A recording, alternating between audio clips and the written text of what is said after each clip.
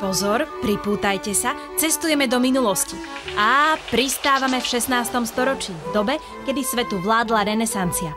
Preniesli sme sa do obdobia, kedy žiadna sukňa nebola dostatočne široká a driek príliš úzky. V 1603 tento renesančný kaštiel postavila na základe vodnej priekopy, ktorá už nebola funkčná, ktorá mala chrániť teda za mnou stojací gotický hrad.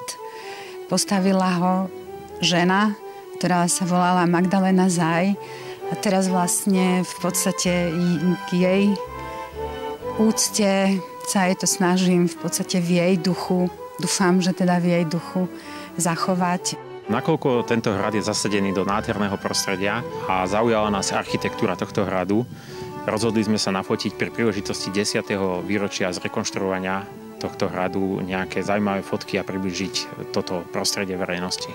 Každé dievča túži byť v detstve princeznou a niektorým sa to v dospelosti aj splní. Myslím, že cítim ako princezna, grófka, všetko dokopy, je to úžasné a som veľmi rada, že som si to mohla vyskúšať, preniesť sa zo súčasnosti do minulosti. Ja sa cítim ako ozajstná dáma. Neviem síce, ako to dámy zvládali pred neviem koľko rokmi, keby bolo viac teplo, ale dá sa to, je to v poriadku.